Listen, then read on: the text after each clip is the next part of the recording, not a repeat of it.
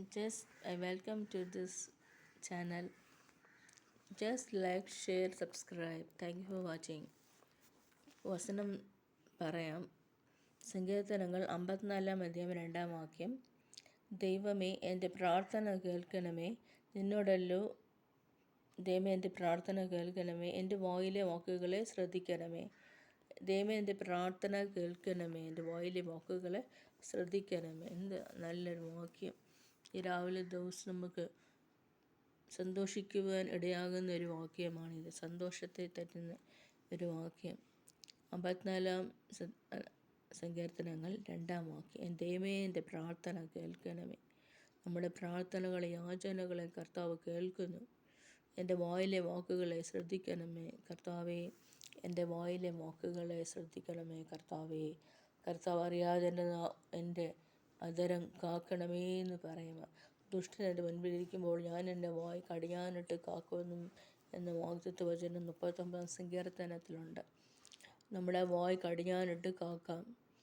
നാം എന്തു വേണേലും പറയാൻ പറ്റത്തില്ലല്ലോ. അതുകൊണ്ട് ഇത് ഞാനും ചെയ്യാൻ വേണ്ടി ഞാനും പ്രാർത്ഥിക്കുന്നു.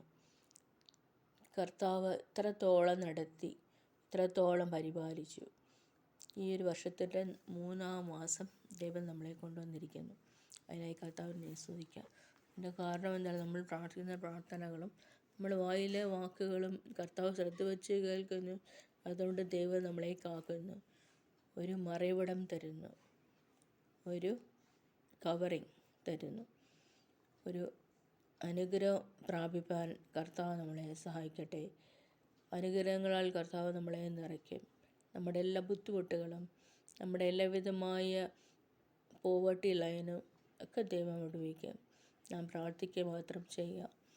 ദൈവമേ എൻ്റെ പ്രാർത്ഥന കേൾക്കണമേ. ദാവീദിൻ്റെ ഒരു സങ്കീർത്തനം. ദാവീദ് ഞങ്ങളുടെ അടുക്കെ ഒളിച്ചിരിക്കുന്നെന്ന് പറഞ്ഞപ്പോൾ ഉള്ള വാക്യമാണിത്. ദൈവമേ നീ എൻ്റെ പ്രാർത്ഥന കേട്ട് എനിക്ക് ഉത്തരം നൽകണമേ. കഷ്ടകാലത്ത് എന്നെ വിളിച്ചപേക്ഷിക്കാൻ ഞാൻ എന്നെ വിടുവിക്കുകയും നീ എന്നെ മഹത്വപ്പെടുത്തുകയും ചെയ്യുന്നുവെന്ന് 50-ാം സങ്കീർത്തനത്തിലുണ്ട്. കർത്താവ് നമ്മളെ പരിപാലകൻ. മയങ്ങുകയില്ല, ഉറങ്ങുകയുമില്ല. യഹോവ എൻ്റെ ജീവൻ്റെ ബലം, ഞാൻ ആരെ പേടിക്കും. കർത്താവ് എന്നെ ഉള്ളം കയ്യിൽ വരച്ചിരിക്കുന്നു. കർത്താവ് നമ്മളെ സഹായിക്കും.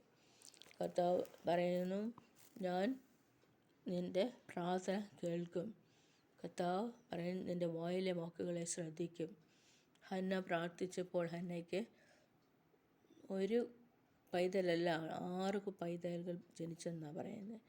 അതുകൊണ്ട് ഹന്നയുടെ അനുഭവമാണ് നമ്മുടെ പ്രാർത്ഥന. ഹന്ന പ്രാർത്ഥിച്ചപ്പോൾ എലി പ്രീസ്റ്റ് എന്ന് പറഞ്ഞ് എന്തോ പറയുന്നതെന്ന് ചോദിച്ചപ്പോൾ ഞാൻ എൻ്റെ സങ്കടം ബോധിപ്പിച്ച് കരയുകയാണെന്ന് ഹന്ന പറഞ്ഞു.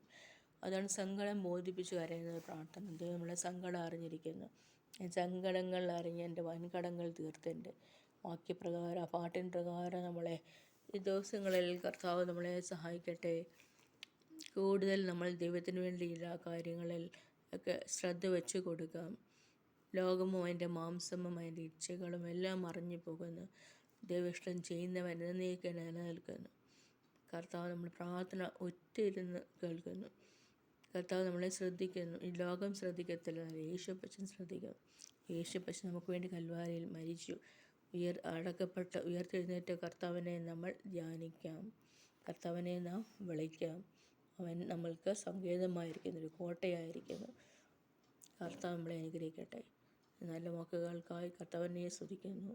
ആമീൻ, ആമീൻ.